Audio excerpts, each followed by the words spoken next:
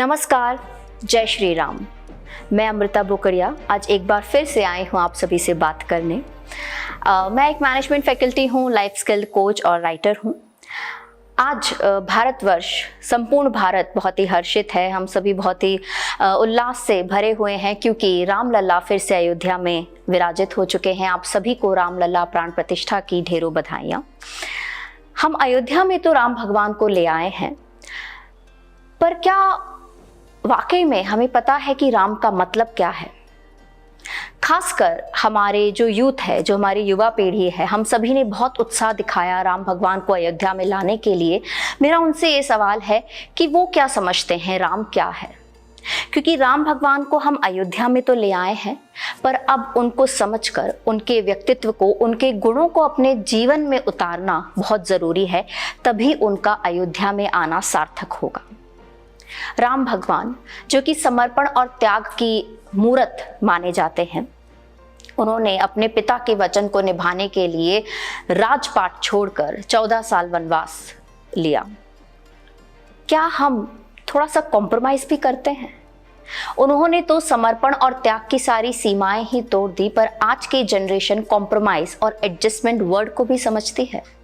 बहुत ज़रूरी है कि हम राम भगवान के इस गुण से सीखें कि कहीं अगर कॉम्प्रोमाइज़ करना पड़े, कहीं कुछ एडजस्ट करना पड़े, तो वो आपको वीक नहीं दिखाता है। आज जनरेशन ये समझती है कि अगर मैंने कॉम्प्रोमाइज़ कर लिया मतलब मैं वीक हूँ।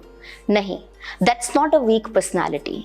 That's a personality which we can say that it's accommodating personality, जो सबको साथ में लेने की इच्छा रखता है, सबको साथ में लेकर चलने की चाह रखता है। सो इट्स वेरी इंपॉर्टेंट कि हम एडजस्टमेंट, कॉम्प्रोमाइज़ और कहीं ना कहीं अगर हमें किसी के लिए, किसी अपने के लिए कुछ छोड़ना पड़े, कुछ त्याग करना पड़े, तो वो गलत नहीं है। इसी तरह राम भगवान जो हैं वो हर जगह उन्होंने दोस्त बनाए। वो जंगल में गए तो वहाँ पे उन्होंने राक्षसों तक दोस्ती करी। उन्होंने सुग्रीव से दोस्ती कर उन्हें उनका हक दिलाया। उन्होंने हमेशा दोस्ती में विश्वास रखा है। और जैसा कि हमारे आदरणीय प्रधानमंत्री जी ने भी कहा कि राम विवाद नहीं, राम समाधान है। तो हमें भी ये समझना होगा, हमें भी एक दोस्ती की जो है, एक फ्रेंडशिप की एक वार्म अप्रोच अपने साथ लेके चलनी होगी। जहाँ पे भी जाएं हम दोस्त बनाएं। लड़ने झगड़ने के लिए बहुत कुछ है, उसे पीछे छोड़ें। अपनी पर्सनालिटी ऐसे बनाएं कि हम जहाँ जाएं लोगों को खुश रखें, उनसे दोस्ती करें। और जहाँ तक द्वेष भाव की हम बात करते हैं, राम भगवान में शून्य था वो भाव। जब वो वनवास करके पुनः अपने महल में लौटे तो उनका सबसे पहला प्रश्न था कि माता कैकेयी कहाँ पर है, जिनकी वजह से उन्हें 14 वर्ष वनवास में रहना पड़ा। उन्होंने सर्वप्रथम उनके लिए पूछा। तो ये बात समझना बहुत ज़रूरी है कि अगर हम भी, अगर जाने अनजाने में भी अगर किसी ने हमारे साथ गलत किया है, तो हम उस चीज़ को एक बड़ा दिल रखते हुए उसे माफ़ कर सकते हैं। ये चीज़ें, छोटे छोटे गुण जो हम राम भगवान के व्यक्तित्व से हम अपने में ला सकते हैं, उसे सीख सकते हैं, अपने जीवन में उतार सकते हैं।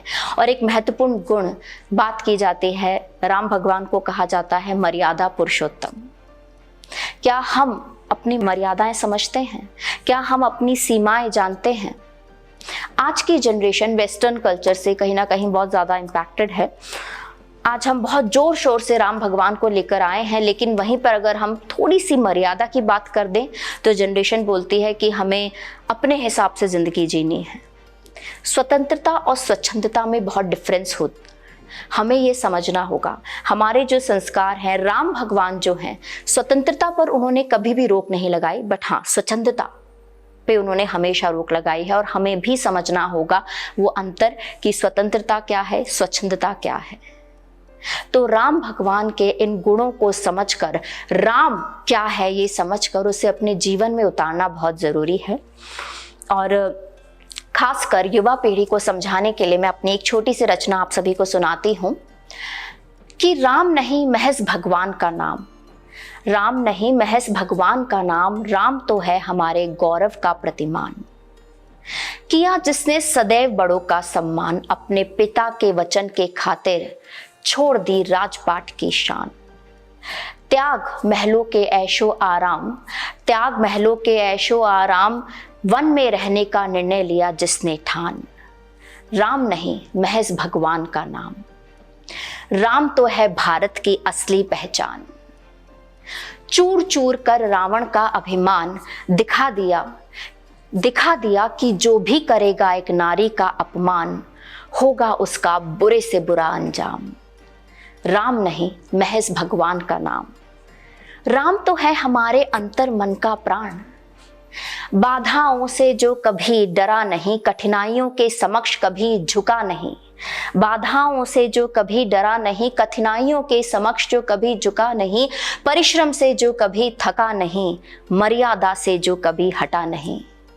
राम नहीं महज भगवान का नाम। राम तो है हर माता पिता का अरमान। राम है मेरा पूरा हिंदुस्तान। राम है मेरा पूरा हिंदुस्तान। और अंत में मैं हमारी युवा पीढ़ी से यही कहूँगी कि अयोध्या में तो ले आए हम राम। अयोध्या में तो ले आए हम राम। अब अपने अंदर छिपे राम को भी जगाना होगा। सिर्फ ना जपते रहना तुम राम नाम, अब करने भी होंगे राम जैसे काम। अब करने भी होंगे राम जैसे काम। राम नहीं महज भगवान का नाम। जय हिंद, जय भारत।